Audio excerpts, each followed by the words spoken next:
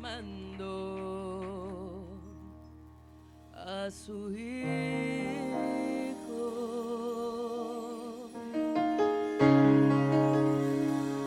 Le llamaban Cristo. Me gozo ver nuestra congregación llena. Ya podemos comprar más sillas. Estamos haciendo la tarea de los jueves, evangelizando.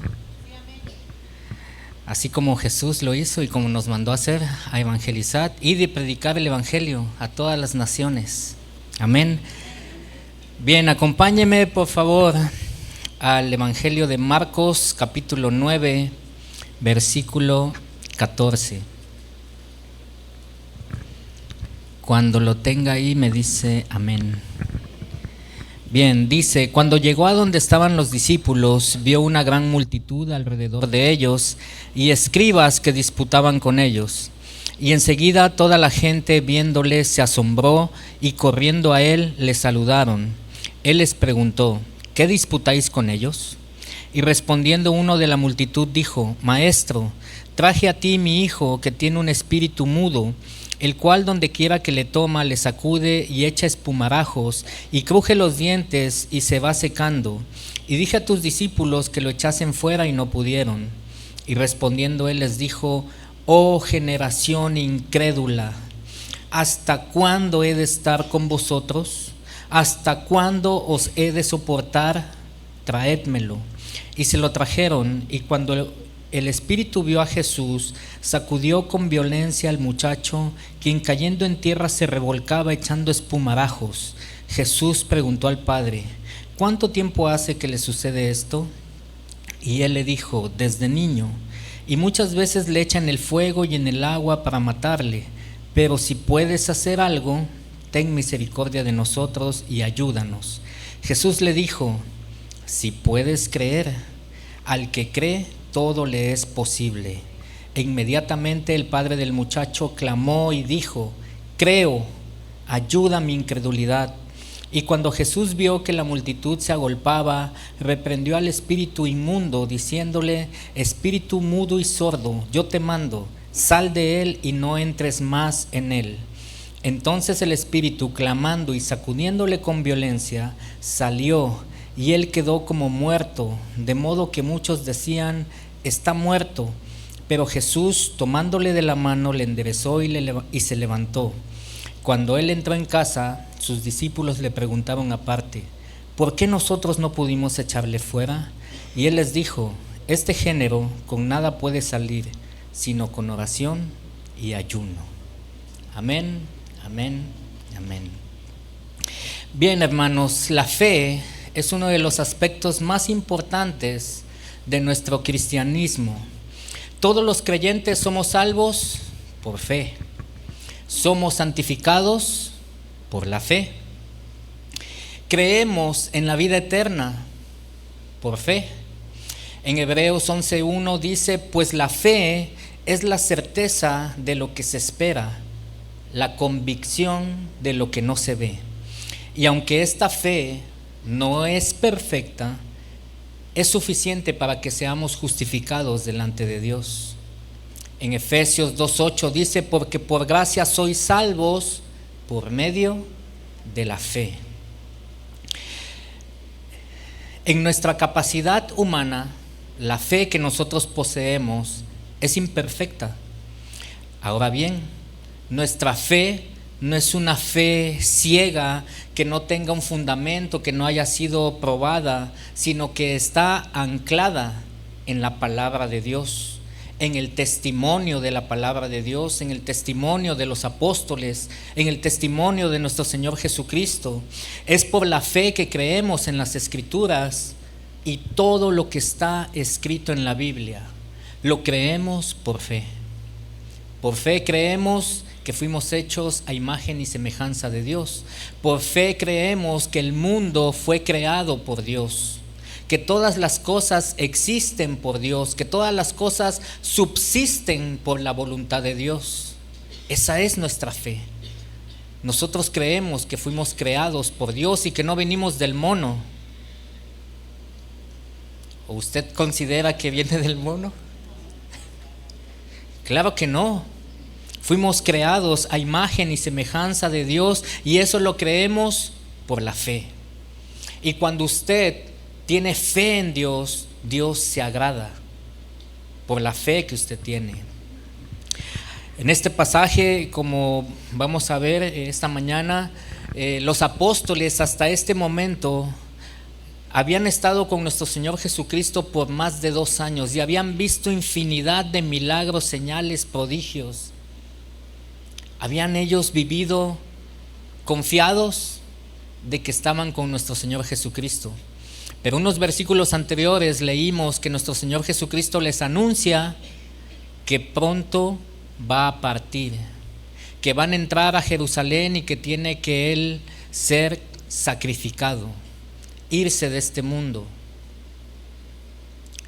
Los apóstoles necesitaban estar muy fortalecidos en su fe, porque lo que venía más adelante era una tarea ardua y complicada, e iban a necesitar que su fe fuese completa, madura en Cristo, que no hubiese dudas de a quién seguían, porque también unos versículos anteriores nuestro Señor Jesucristo les pregunta: ¿quién dice la gente que soy?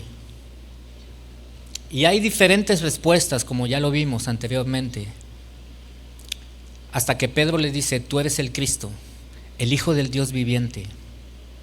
Porque la gente pensaba que era Elías, la gente pensaba que era un profeta, que era un maestro, que era un predicador, pero Jesús les dice: ¿y ustedes quiénes dicen que yo soy? El Cristo, el Hijo del Dios viviente, el creador del cielo, de la tierra, para el que no hay imposibles. Y Él ya se lo había demostrado en todo el tiempo en el que estuvo con ellos, pero ya no iba a estar con ellos. Se acercaba el momento en que tendrían que separarse y los apóstoles necesitarían recordar a quién seguían, a quién servían, quién los había instruido, quién los había escogido y qué propósito era el que tenían en este mundo. Así que en Marcos 9:14 dice: cuando llegó a donde estaban los discípulos, vio una gran multitud alrededor de ellos y escribas que disputaban con ellos.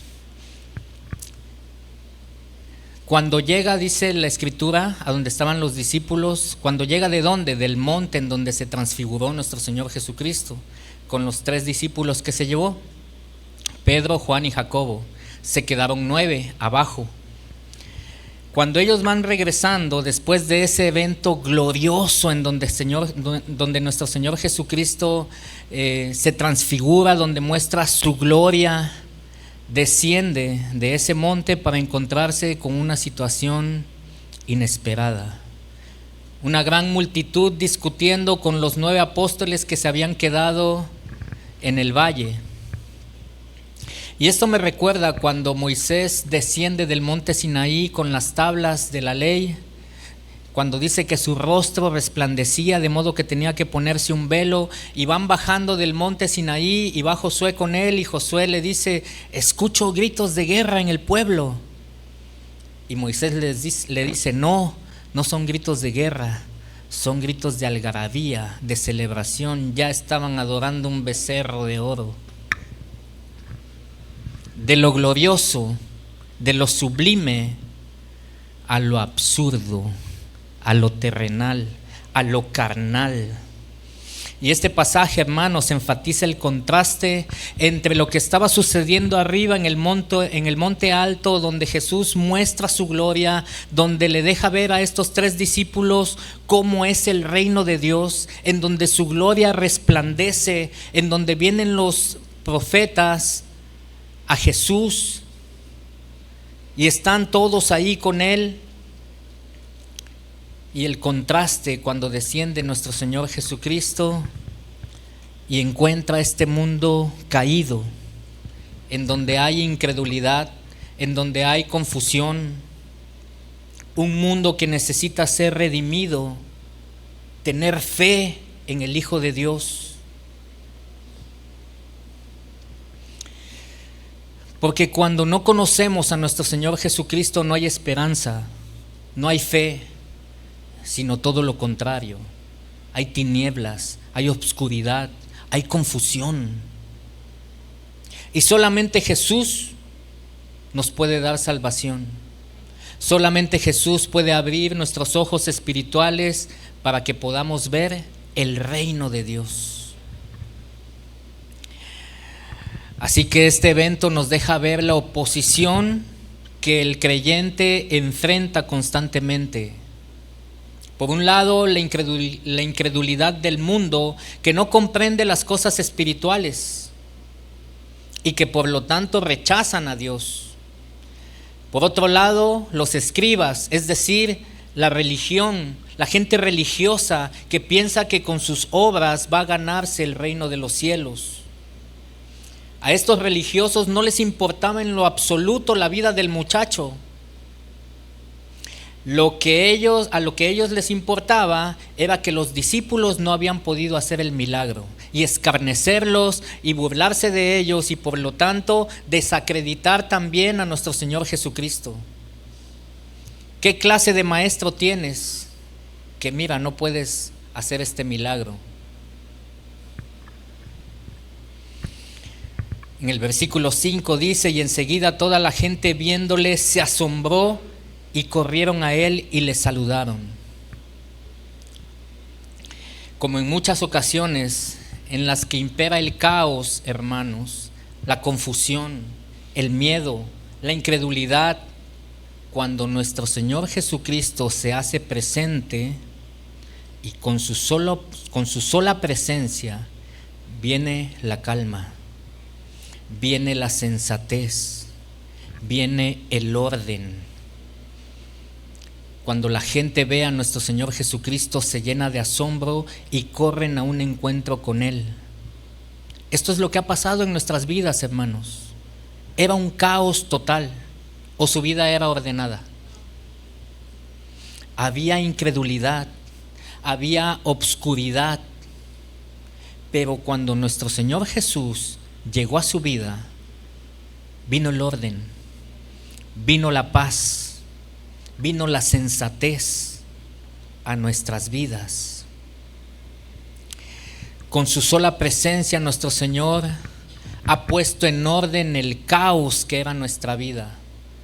Ha traído esperanza, nos ha dado seguridad y confianza porque su sola presencia es capaz de cambiar nuestros corazones.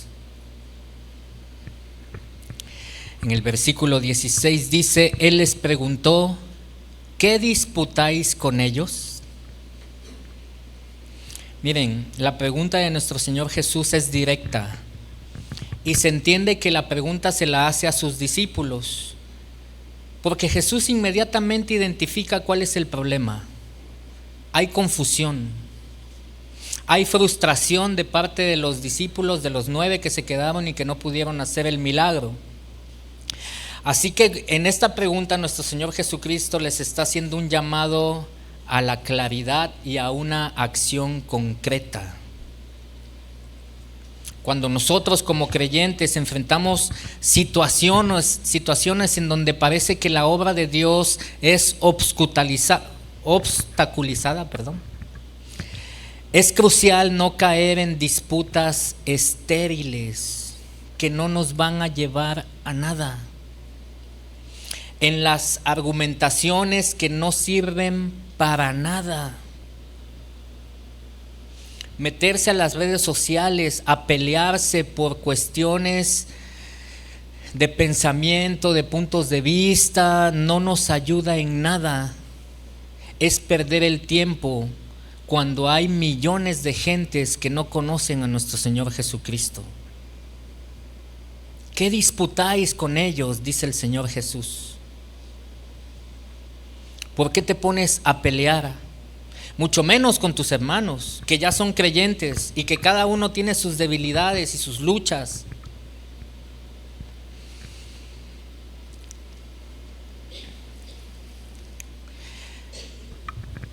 Lo que debemos hacer en lugar de entrar en discusiones es buscar la causa fundamental de los problemas espirituales y pedirle a Dios que nos ayude, que podamos edificarnos los unos a los otros cuando somos hermanos. ¿Por qué disputáis con ellos?, dice nuestro Señor Jesucristo, en lugar de acercarte a Dios y pedirle sabiduría para discernir las situaciones de manera espiritual. ¿Por qué disputáis con tus hermanos sobre cosas vanas cuando lo que debes hacer es edificarse mutuamente? No discutir cuál es el mayor o cuál es el menor, sino enfocarse en la voluntad de Dios. Miren, y es bien interesante cuando nuestro Señor Jesucristo hace esta pregunta: ¿qué disputáis con ellos? ¿Qué contestaron los discípulos? ¿Qué contestaron los escribas? ¿Qué contestó la multitud? Nada. Qué raro, ¿no? Nadie se atrevió a contestar. ¿Por qué? Porque sabían que no estaban haciendo lo correcto. Cuando nos damos cuenta, hermanos, de que hemos fracasado en algún momento de nuestra vida espiritual, ¿qué sentimos? Vergüenza. Los discípulos estaban avergonzados. Por eso nadie contestó lo que el Señor Jesús pregunta. Y fue mejor guardar silencio. Cuando el Señor nos exhorta, lo mejor que podemos hacer es guardar silencio y aceptar la corrección. Reconocer que hemos fallado y pedirle al Señor que nos ayude con su gracia y con su misericordia. Como nadie contesta, es el momento para que el padre irrumpa, el padre del muchacho, y le dice, respondiendo uno de la multitud, dijo: Maestro, traje a mi hijo que tiene un espíritu mudo, el cual donde quiera que le toma lo sacude y echa espumarajos y cruje los dientes y se va secando. Y dije a tus discípulos que lo echaron fuera y no pudieron. Imagínense los discípulos cuando este hombre le dice todo eso al Señor Jesús. Trágame tierra, ¿no? ¿A dónde me meto? ¿Dónde meto la cabeza, no? Ya nos acusó con el Señor Jesús. Mire, el padre del muchacho se dirige a Jesús como maestro, reconociendo su autoridad. De hecho, al llevarlo delante de Jesús a su hijo, muestra algo de fe, porque lo lleva pensando que tal vez lo puede sanar. De hecho, en Lucas 9:37 menciona que su hijo era su único hijo. Y le relata a Jesús cómo su hijo es víctima de un espíritu mudo. Y esto es muy importante y ahorita lo vamos a ver. Un espíritu mudo. Y se lo llevó a sus discípulos para que lo echasen fuera, pero sus discípulos no pudieron hacerlo. Los síntomas del muchacho hacen que este padre afligido pareciera que se tratara de una enfermedad de epilepsia, pero no era esta enfermedad la que tenía el joven, aunque los síntomas son muy parecidos.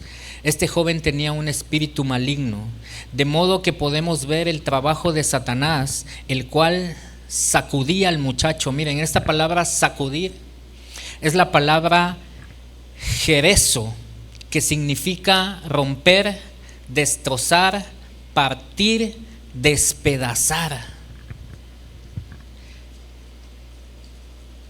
Y a veces dice que lo echaba en el fuego. ¿Para qué lo echaba en el fuego? Para quemarlo. A veces al agua, para ahogarlo. Este espíritu maligno quería acabar con este muchacho, porque ese es el trabajo del enemigo. El enemigo vino a robar, a matar, a destruir al hombre. Hoy podemos ver en nuestra sociedad inmersa en las cosas materiales. El amor al dinero impera en este mundo. El afán por la fama, la fortuna, las riquezas, eso es lo que opera en los hijos de desobediencia. Porque ese es el trabajo de Satanás, desviar nuestra atención de nuestro Creador. Se ha encargado de hacer su trabajo el enemigo. Y no es que nosotros seamos mejores, los creyentes. No se trata de eso. Porque en Efesios 2:2 dice: en los cuales anduviste en otro tiempo, siguiendo la corriente de este mundo, conforme al príncipe de la potestad del aire, el espíritu que ahora opera en los hijos de desobediencia. Nosotros andábamos igual.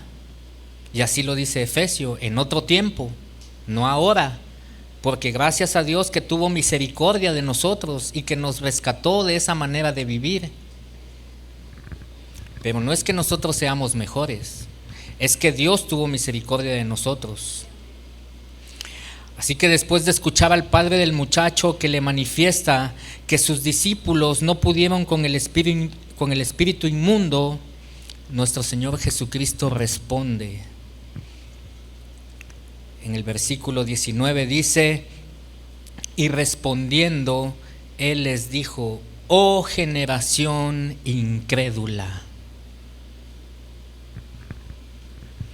Esta expresión de nuestro Señor Jesucristo nos muestra de cierta manera el asombro de Jesús por la falta de fe de sus discípulos.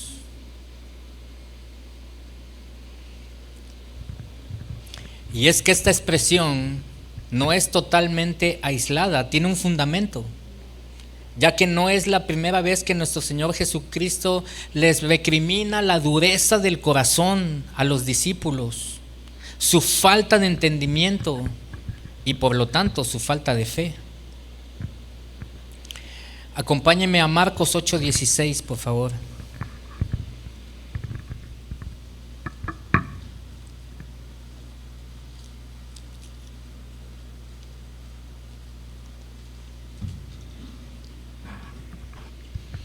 Marcos 8:16 dice: y discutían entre sí diciendo: es porque no trajimos pan. Y entendiéndolo Jesús les dijo: ¿qué discutís? ¿Qué discutís? Porque no tenéis pan. ¿No entendéis ni comprendéis? ¿Aún tenéis endurecido vuestro corazón? ¿Ven cómo no era la primera vez que los discípulos discutían? Jesús les venía hablando de la levadura de los fariseos y ellos dicen: es porque no trajimos pan. Y empiezan a discutir entre ellos: sí, es que lo tenía que traer Pedro. No, pero es que yo le dije a Jacobo y se le olvidó, dejó ahí las bolsas. Esto fue después de la alimentación de los 4,000. Y Jesús escucha sus discusiones vanas, carnales, y les dice: ¿qué discutís? Porque no tenéis pan. Es en serio.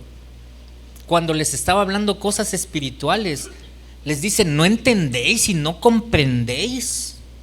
¿Aún tienes endurecido vuestro corazón? Teniendo ojos no veis, y teniendo oídos no oís, y no recordáis.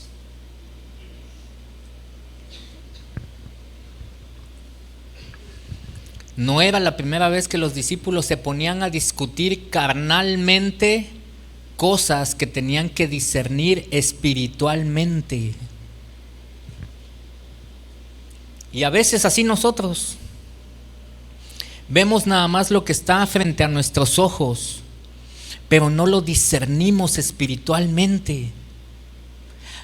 A veces no discernimos la voluntad de Dios, que Dios permite cosas en nuestras vidas con un propósito espiritual, no con un propósito carnal. Por eso esta expresión de nuestro Señor Jesús: oh generación incrédula.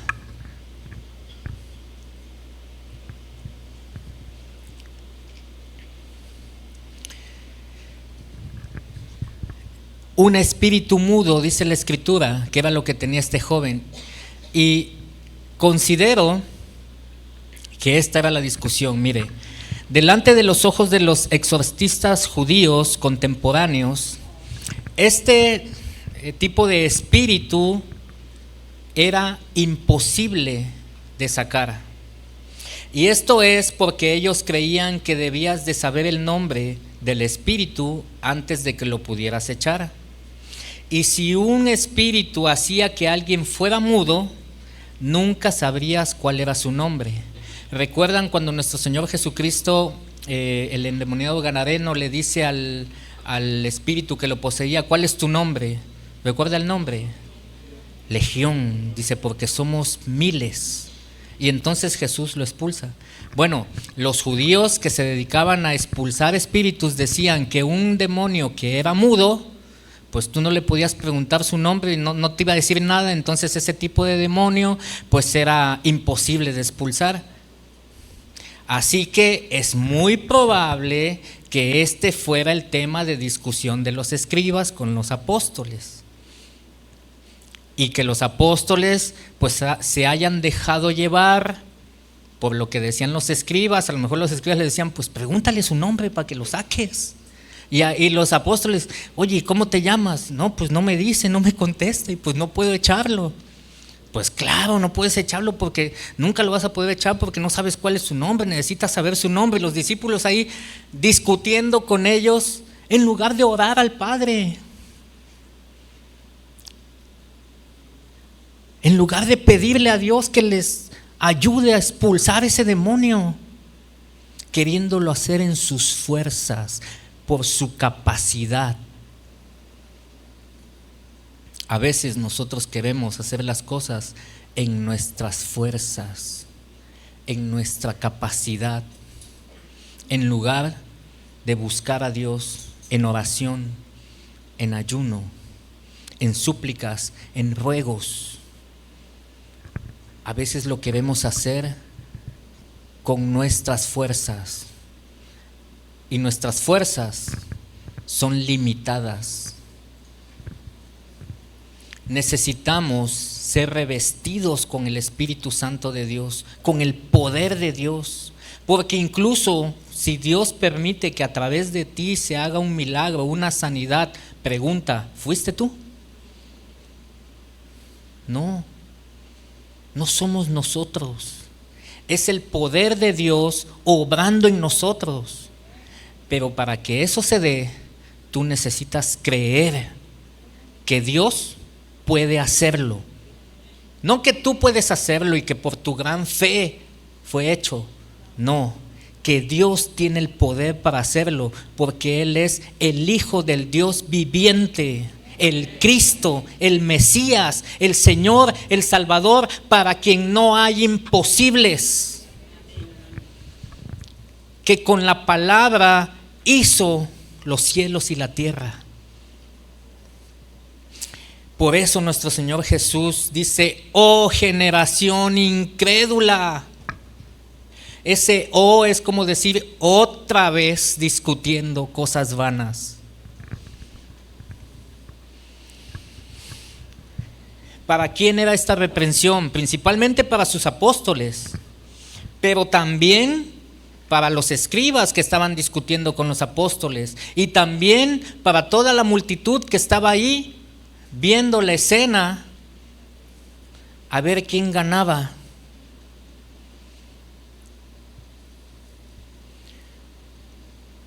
Como cuando se hace un video viral, todos grabando a ver quién gana,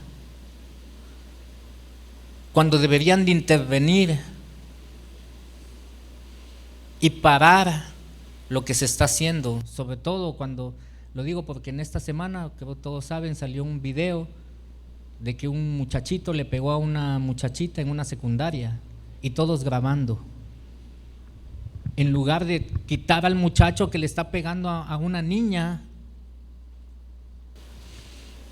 Es increíble a veces. Por eso nuestro Señor Jesús dice: oh generación incrédula. O sea, va para todos, a veces hasta nosotros.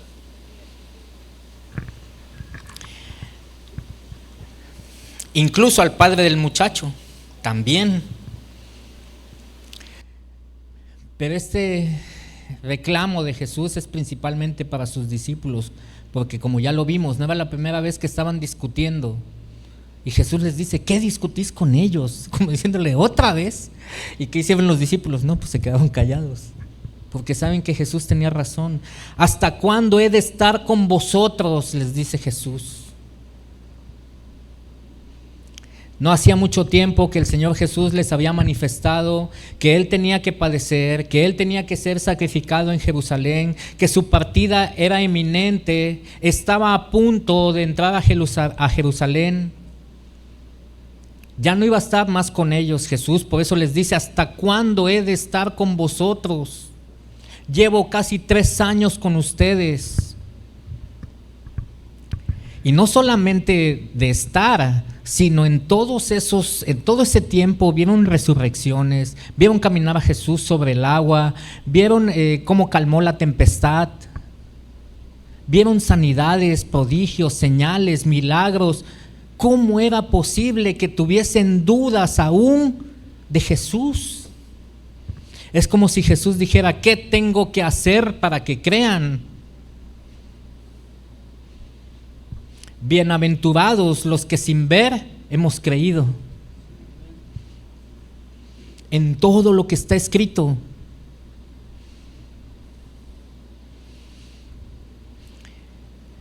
Así que de todas las enseñanzas que les dio durante esos casi 3 años, aún tenían dudas del poder de Dios. ¿Será que Jesús nos haya dado el poder para expulsar a este espíritu inmundo? Es que es mudo, no sabemos su nombre, entonces no se puede. Suena hasta absurdo. ¿Será que Jesús esté limitado para hacer algo? Por supuesto que no.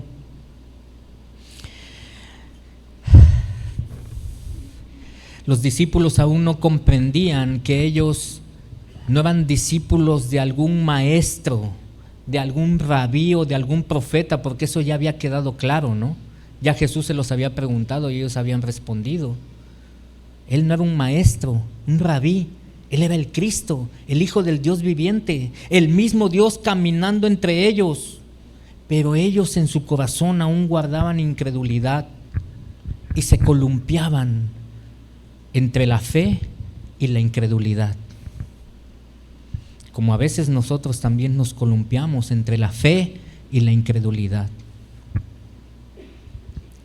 Venimos creyendo que Dios va a hacer como este padre que llevó a su hijo para que lo liberara. Y venimos creyendo que Dios va a hacer lo que le estamos pidiendo. Pero si en 3 semanas no lo hace, ya. Tengo dudas. Me voy a otra congre porque ahí no hay poder. Como si al irse a otra congre Jesús dijera, ay no, ya se fue otra congre, voy a tener que hacerle ya lo que está pidiendo. ¿Será que así se maneje Jesús? O dirá, oh generación incrédula. El problema no es que te vayas a una u otra congregación, el problema es que no has creído en Cristo como el Hijo del Dios viviente.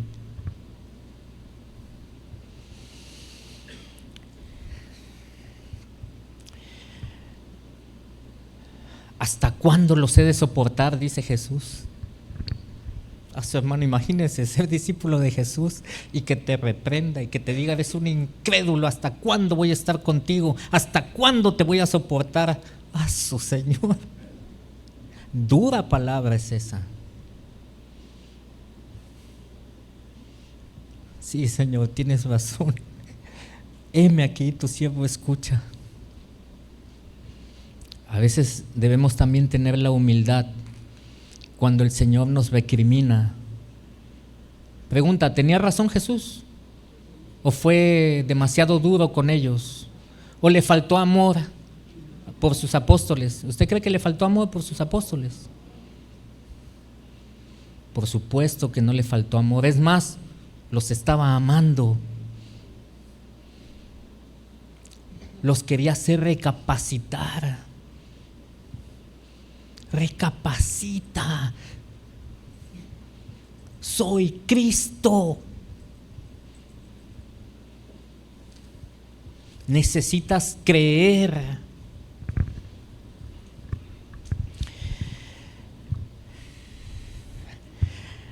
No es que nuestro Señor Jesús estuviese harto de los apóstoles cuando les dice: ¿hasta cuándo os he de soportar? No, más bien se refiere: ¿hasta cuándo voy a soportar su incredulidad? A eso se refiere nuestro Señor Jesucristo. ¿Hasta cuándo voy a soportar sus dudas? ¿Hasta cuándo voy a soportar su falta de fe? Estoy a punto de irme a la cruz y ustedes aún no entienden, no comprenden. Si apenas me fui unos días al monte y ya están aquí en disputas, peleando con los escribas y los fariseos, ¿qué va a hacer después de que sea crucificado? Pues ya los perdimos a los apóstoles si seguimos en esa actitud. Cuando Cristo partiera es cuando más fe deberían de tener, porque ya Cristo no iba a estar con ellos físicamente, aunque tendrían al Espíritu Santo. Eso todavía no lo sabían, ¿verdad? Como nosotros lo tenemos ahora. Tenemos esa ventaja como creyentes, el Espíritu Santo morando en nosotros.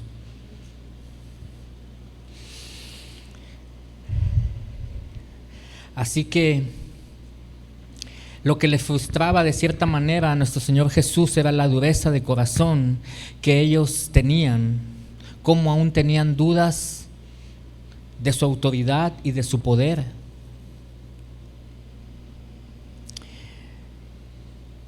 Del poder que Cristo en algún momento también les delegó, porque ya lo habían ejercido anteriormente. ¿Recuerdan cuando los mandó a predicar? Eso está en Marcos 6. Y dice que echaban fuera demonios y curaban enfermos y ponían aceite sobre las heridas de las personas y las personas sanaban. Así que ahora, ¿qué había pasado? ¿Cuál era la diferencia? Jesús dice: traédmelo, es decir, traédme al muchacho. Jesús muestra misericordia para todo aquel que viene y busca a nuestro Señor Jesús, que quiere ser liberado, porque solamente Él nos puede liberar de las garras del enemigo. Este muchacho estaba completamente bajo el dominio de Satanás. Así que Jesús, teniendo misericordia del muchacho, primero reprende a los discípulos y luego dice: tráiganme al muchacho. Porque solamente Jesús nos puede redimir del pecado. Solamente Jesús puede llenar ese vacío que hay en nuestros corazones, hermanos. Porque aún en medio de nuestras dudas y de nuestras luchas, nuestro Señor Jesús nos ama y sabe que no tenemos una fe perfecta. Y es misericordioso. Así que a pesar de que tú tengas ciertas dudas, estés luchando con ciertas cosas en tu mente, en tu corazón, acércate a Cristo. Acércate al Señor. Tráele a Él tus cargas, creyendo que Él es Dios y que te puede ayudar en tu situación, pero sobre todo que no hay imposibles para Él. Él es el Dios que todo lo hace posible. Claro, de acuerdo a su voluntad, ¿verdad? Porque no vamos a pedir cosas carnales ni vanas de este mundo que no nos ayudarían espiritualmente, sino conforme a su voluntad. Porque no falta aquel que dice: Señor, tú que eres el Dios del todo lo posible, me quiero ganar la lotería. Oh, generación incrédula, no sabes lo que pides. Marcos 9:20 dice: y se lo trajeron, y cuando el espíritu vio a Jesús, sacudió con violencia al muchacho, quien cayendo en tierra se revolcaba echando espumarajos. Mire, la reacción de las tinieblas cuando ve que Jesucristo está a punto de llegar a nuestras vidas es cuando nos sacude con más violencia, hermanos, porque sabe que Cristo viene y sabe que lo va a echar fuera de su vida. Y cuando usted se acerca a la iglesia empiezan a venir situaciones fuertes, duras a veces. Pero ¿sabe por qué? Porque está cerca de que Jesús lo saque de su vida. Porque Él es el que está en el trono de su corazón antes de que usted crea en Cristo. Y cuando usted decide creer en Cristo, cuando usted entrega su vida a Cristo, el que gobierna en su corazón es Cristo. Y por eso es que el enemigo empieza con situaciones con violencia para que usted no se acerque. Pero usted debe de creer que Cristo tiene el poder para cambiarlo y transformarlo. Que Cristo es la luz y que usted ya no va a vivir más en tinieblas, sino en la luz de Cristo. Así que cuando se acerca a Jesús, cuando ve este espíritu a Jesús, sacude con más violencia al muchacho. Y eso es porque ya estaba dando patadas de ahogado, porque Jesucristo estaba llegando, porque estaba a punto de ser expulsado de ese joven. En el versículo 21 Jesús le pregunta al Padre: ¿cuánto tiempo hace que le sucede esto? Y él le dijo: desde niño. Es interesante que Jesús le pregunte. ¿A poco ustedes creen que Jesús no sabía? Jesús sabía. Pero ¿por qué le pregunta?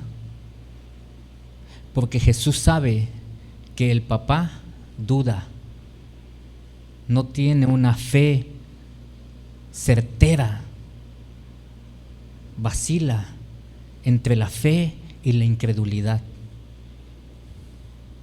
Así que este hombre le contesta que desde niño le sucedía esto. Significa, no sabemos la edad del muchacho, pero significa que ya llevaba varios años en esta aflicción. ¿Cuántas cosas no habrá hecho el padre de este muchacho para tratar de sanarlo? Los mejores doctores, los mejores hospitales, los mejores estudios. Era su único hijo. Ya había ido hasta Catemaco, ya, la última. Y escucha de Jesús y dice: bueno, pues no pierdo nada, ¿no? Voy a llevárselo a Jesús a ver si él puede. Dicen que él sana, ¿no?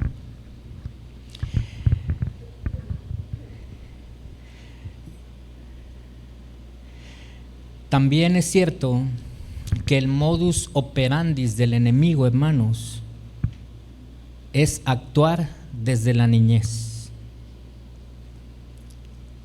Muchos de los traumas que tenemos los adultos, de los miedos, de las inseguridades, de las fobias, de todas esas cosas que arrastramos hacia la adultez, fueron generadas en nuestra niñez. Es revelador esto, hermanos. No en todos los casos, pero en la mayoría de los casos, el enemigo actúa desde niño, antes de que conozca a Cristo.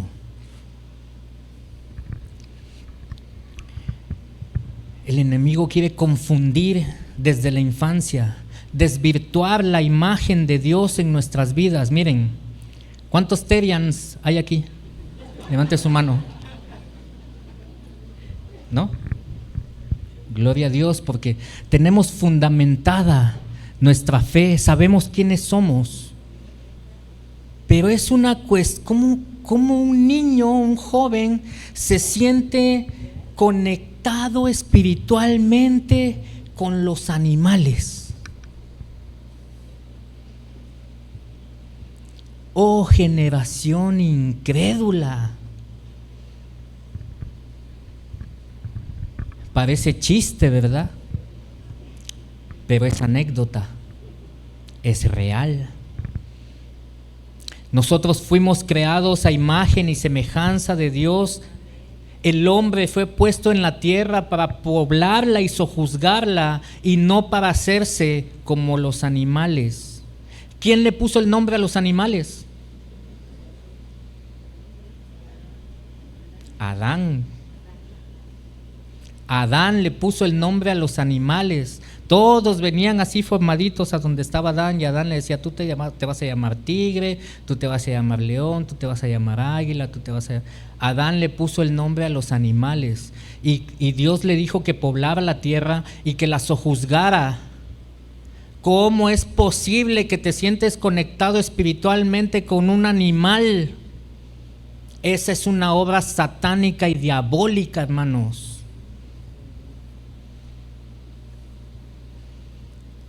Pero ¿sabe qué? Hubo un Terian en la Biblia. El otro día platicaba yo con mis hijas, porque de repente entras yo casi no entro a las redes sociales, pero cuando entro y los Terian, y yo, ¿qué es eso, no? Y le digo a mis hijas: ¿saben que en la Biblia hubo un Terian? Y mi hija enseguida vi cómo abrió los ojos, y le dije: sí, a ver, por un gansito, ¿quién fue ese Terian?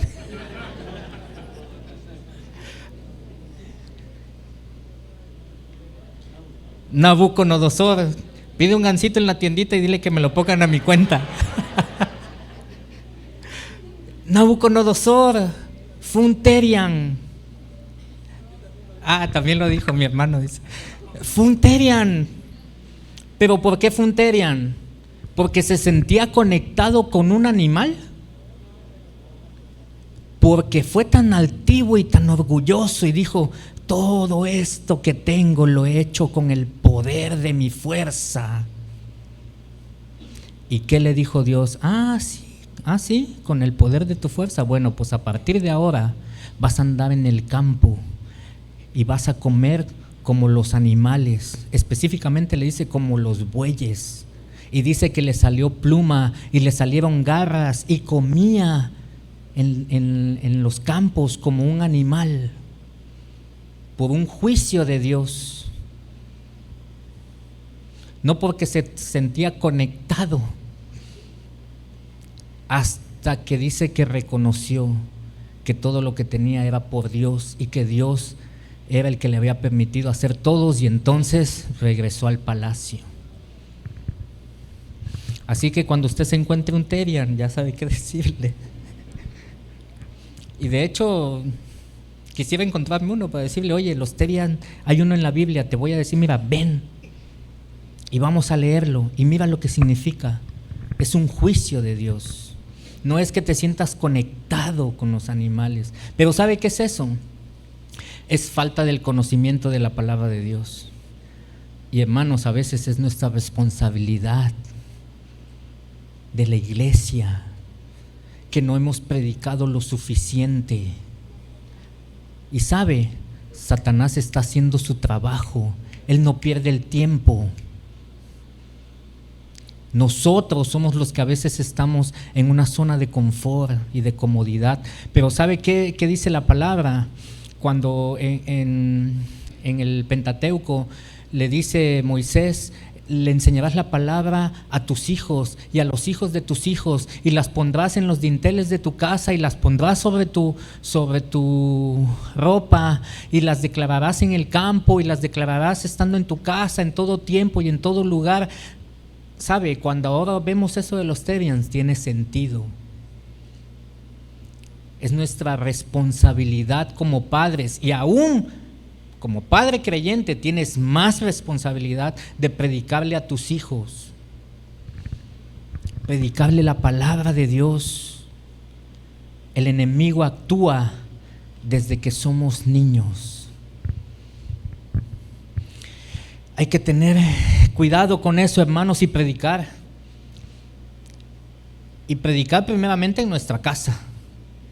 Y predicar también con nuestras vidas, con nuestro ejemplo, Porque si no, lo que hacemos es que vacunamos a nuestros hijos contra el evangelio, si no tenemos un buen testimonio, porque entonces nuestros hijos aprenden hipocresía y no una verdadera relación con Dios.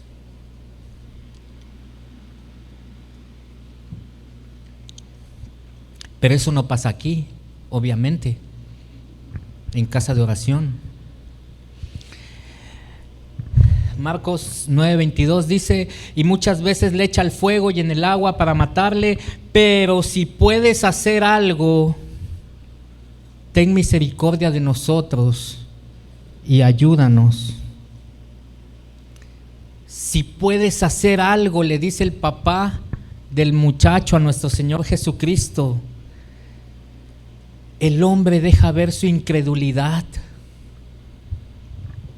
Imagínese orarle a Dios y decirle: Señor, pero si puedes hacerlo.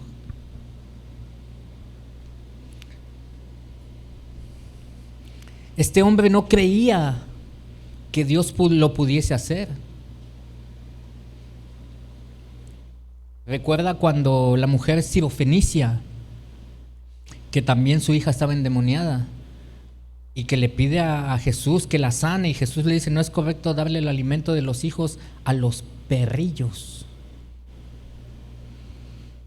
Y la mujer le dice: sí, pero los perrillos también comen de las migajas que caen de las mesas de sus amos. Y Jesús dice: oh mujer, cuán grande es tu fe.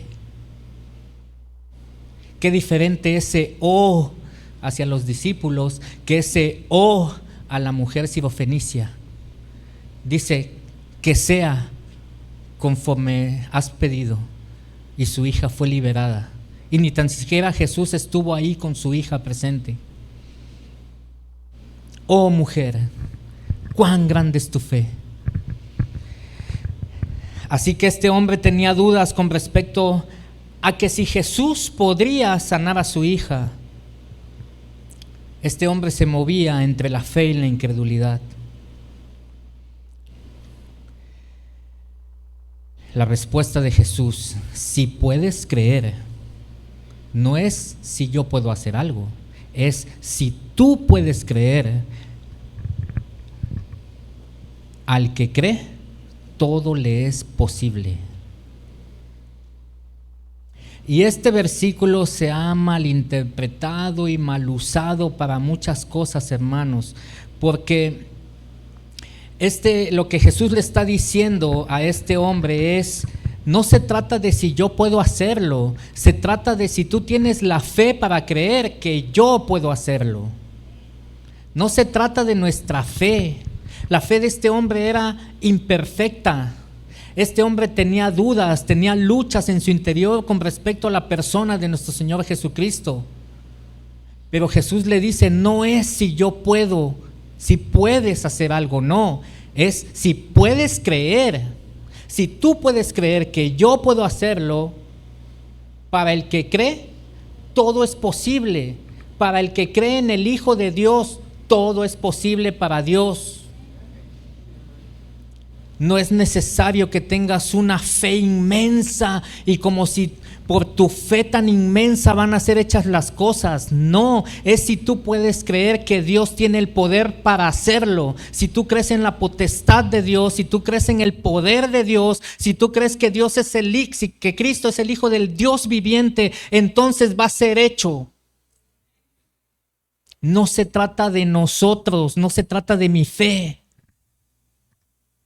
Se trata de creer que Cristo puede hacerlo, si es su voluntad, si está conforme a su voluntad.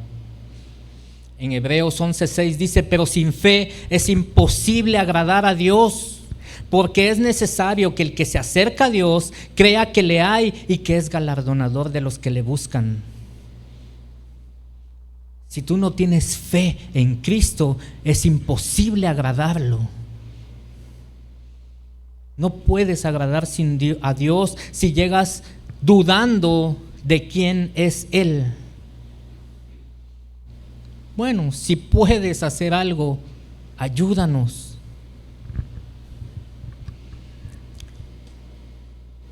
Versículo 24, inmediatamente el padre del muchacho clamó y dijo: creo, ayuda a mi incredulidad.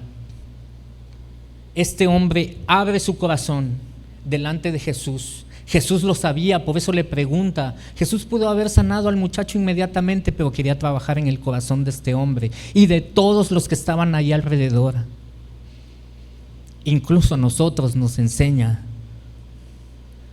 El hombre dice: sí, es cierto, Señor, tienes razón, creo en ti, pero no lo suficiente. Ayúdame a creer más. En la traducción lenguaje actual, este versículo dice: ayúdame a creer más. Sí creo, pero mi fe es muy pequeñita. Sí creo, pero tengo dudas. Sí creo, pero lucho con pensamientos de este mundo. Tengo dudas con respecto a mi fe. Ayúdame, Señor. Eso es lo correcto, eso es lo que debemos de hacer nosotros.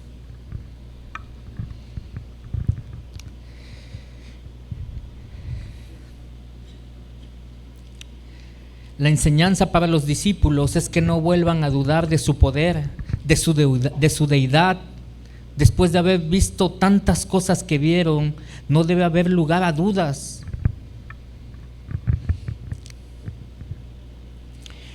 Así que este hombre le suplica desesperadamente: creo, tengo fe en ti, pero no la suficiente. Mi fe es imperfecta, Señor. Sé que te desagrada que tenga dudas, pero eso es lo que hay en mi corazón. No puedo ocultarlo delante de ti, necesito de tu ayuda. Si tú no me ayudas, yo no puedo, Señor. Si tú no tienes misericordia de nosotros, pereceremos, el enemigo nos va a destrozar. Mira a mi hijo cómo está. No tengo a dónde más ir, ya lo llevé a todos lados y nadie puede, pero tú sí puedes, Señor. Ayuda a mi incredulidad. Debemos de ser honestos delante de Dios. No tenemos que fingir una fe perfecta, porque Jesús sabe que muchas veces nuestra fe es imperfecta. Pero si clamamos a Él en momentos de dudas, si lo buscamos a Él, Dios es misericordioso. Dios nos ama, hermanos.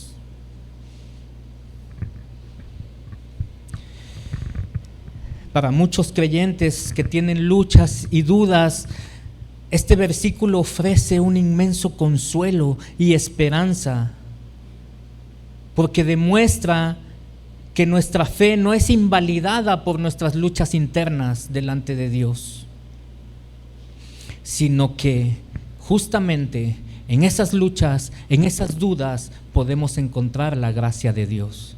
Porque ¿sabe qué? La fe tampoco es nuestra. La fe es un don de Dios.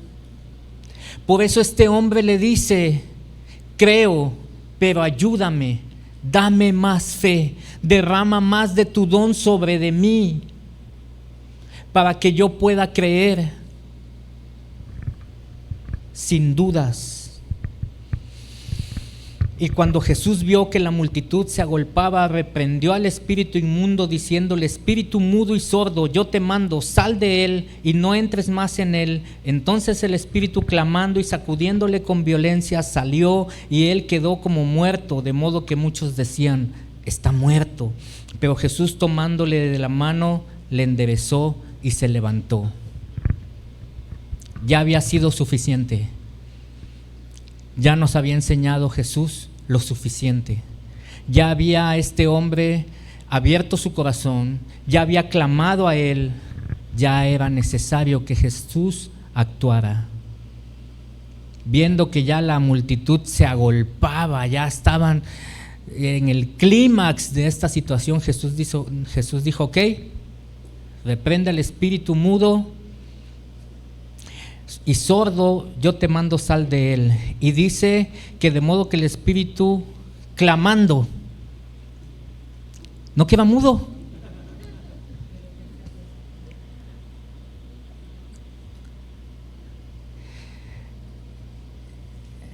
En la traducción lenguaje actual dice: el espíritu malo gritó.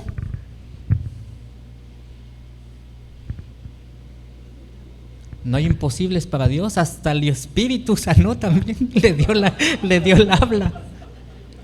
Qué tremendo poder de nuestro Señor Jesucristo, ¿verdad? Así que parecía que el muchacho estaba muerto, pero Jesús lo levanta. Me llama la atención que ya no se menciona más al padre del muchacho.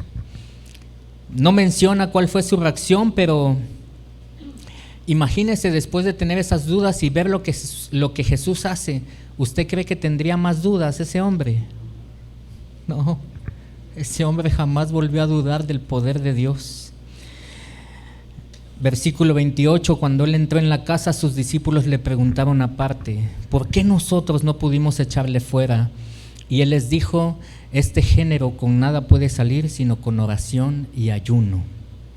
Mira, hermanos, muchas veces vivimos de glorias pasadas.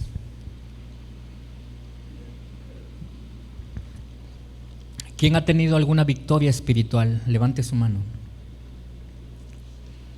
En algún momento de nuestras vidas, todos hemos tenido una victoria espiritual. No por nosotros nuevamente, por Dios, por Cristo. Y a veces sentimos que pues ya con eso, ya la hicimos, ¿no?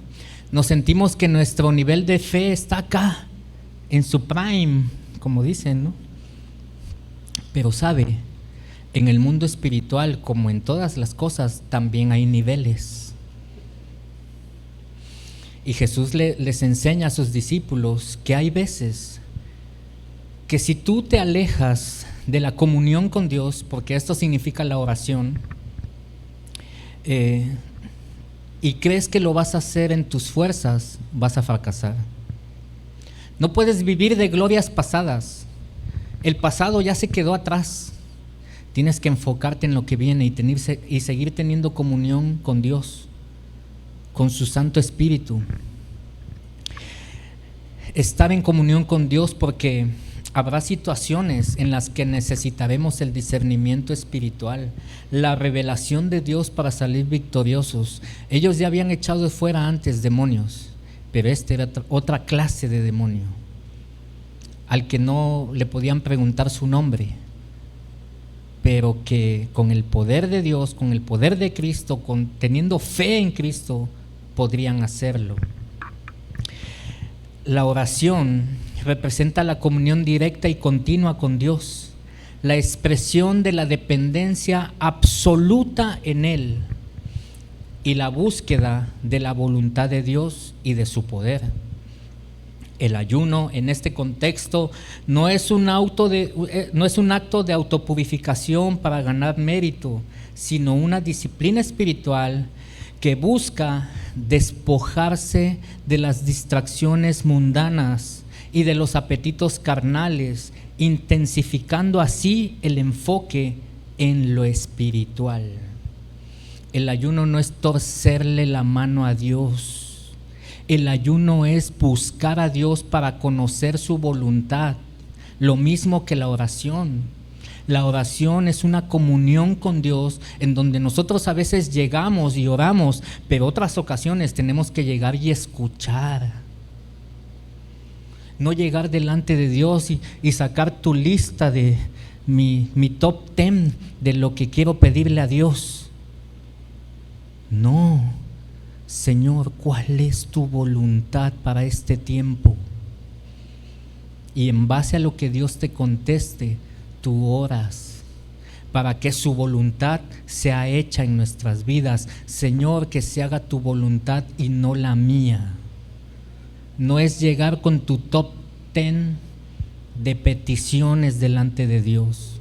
Y el ayuno no es, ay, ya no aguanto de comer, ahora sí Dios tiene que hacer lo que le pedí, porque si no me va a dar anemia, y a ver qué hace Él.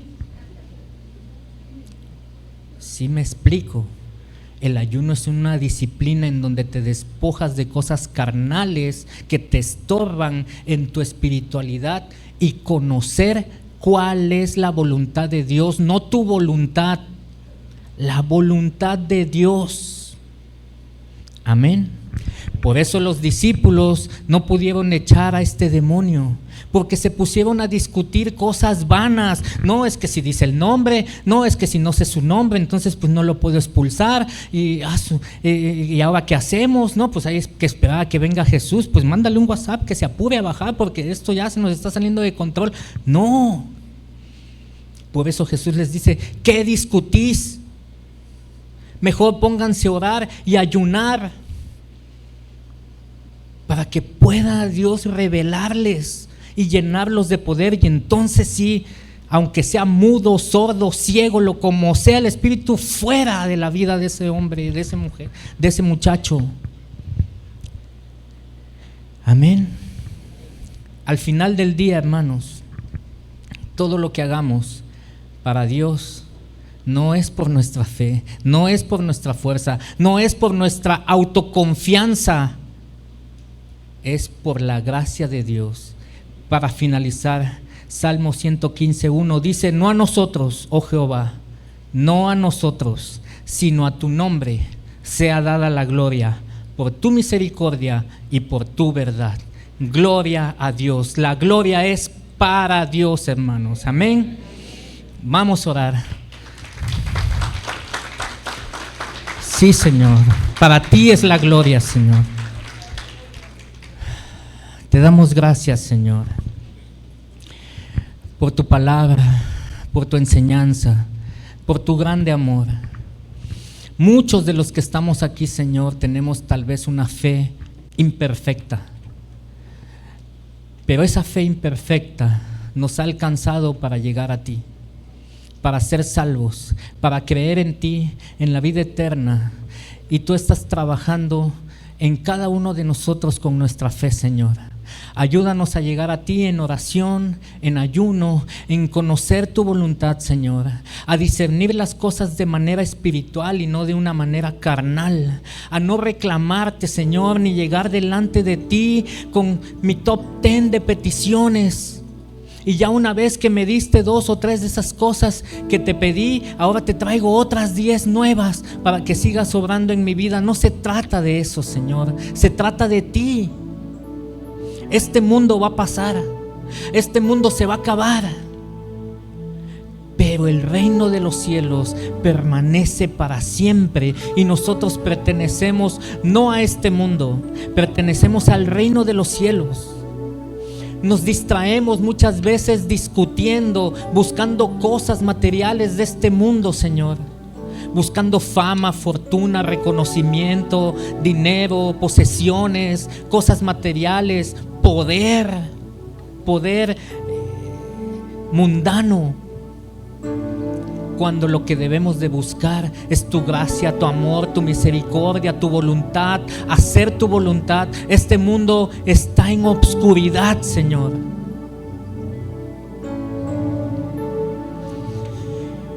Ayúdanos, Señor, a llevar tu evangelio, a llevar tu palabra, a hacer luz en medio de las tinieblas, a buscarte a ti. Y cuando tú nos permitas, Señor, hacer algo para ti, por tu poder, por tu gracia, por tu amor, porque tú eres tan misericordioso, que no se nos quede un ápice, ni un gramo, un grano de arena de gloria a nosotros, porque la gloria es tuya, Señor. La obra es tuya, no es nuestra obra, es tu obra. Nosotros somos tan honrados, tan bienaventurados de pertenecer a tu iglesia y a tu reino, pero también tenemos una responsabilidad de ir y predicar a las naciones, de mostrar tu imagen, mostrar que nos has hecho a tu imagen y a tu semejanza, y proclamar tus virtudes. Ayúdanos, Señor. Creemos, sí creemos, pero ayuda nuestra incredulidad.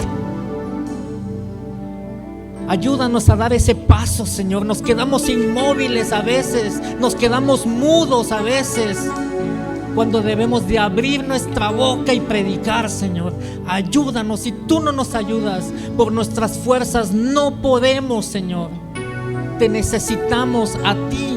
al único Dios verdadero, para el que no hay imposibles, el Cristo, el Hijo del Dios viviente. Ese es nuestro Padre, a ese es al que servimos, a ese es al que seguimos. Que no se nos olvide, Señor, a quién seguimos y a quién servimos: al Hijo de Dios, al que con su palabra creó todas las cosas de este mundo.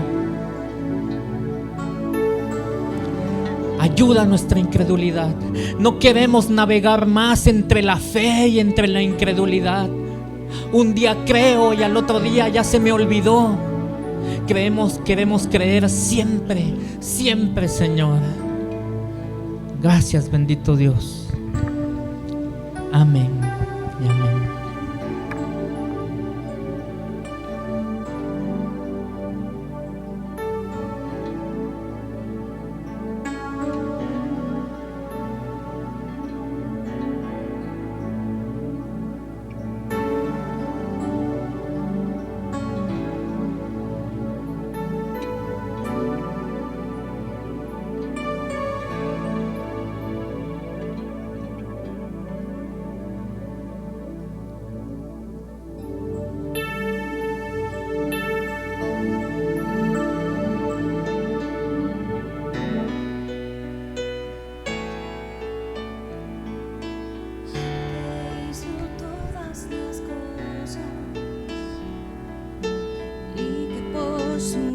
Fueron hechas al que está sentado en el trono, al que vive para siempre y siempre. A él sea la gloria, a él sea el honor, a él sea todo el poder. Solo él es santo, santo, santo, Dios todopoderoso. Solo él es santo, santo, santo, el que fue, el que es y ha de venir.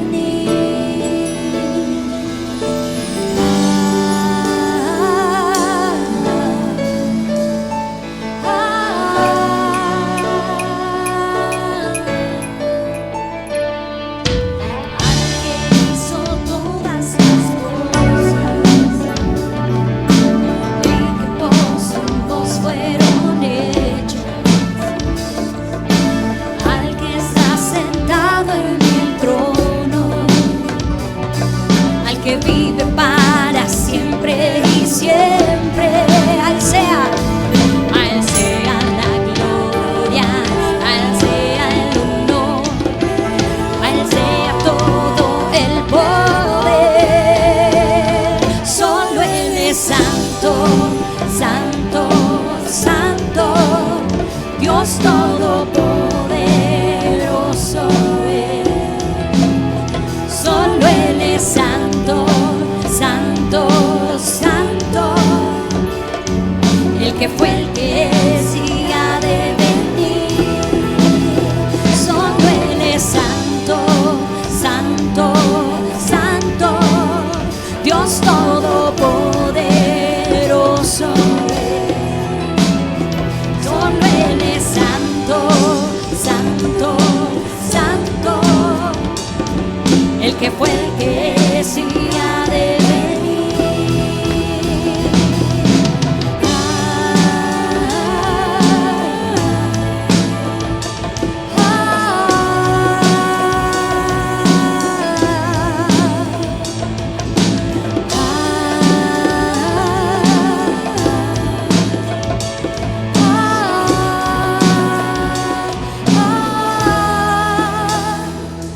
Con mi alma y corazón yo le rindo adoración y me postro ante su majestad.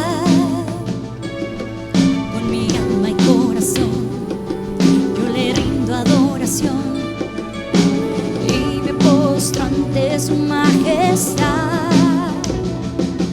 Con mi alma y corazón yo le rindo adoración y me postro ante su majestad.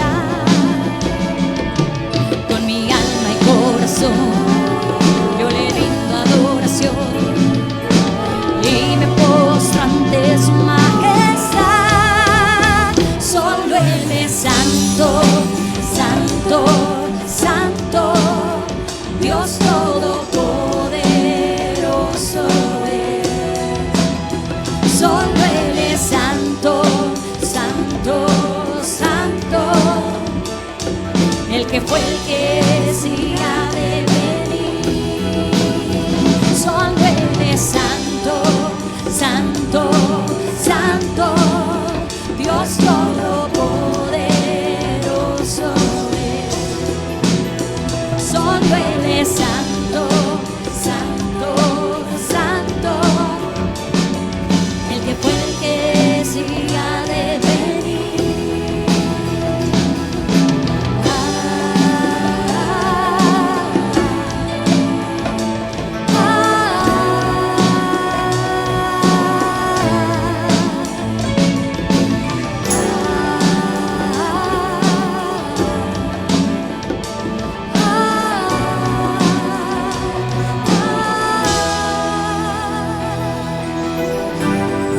Apláudele fuerte al Santo Dios, el que era, el que es y ha de venir.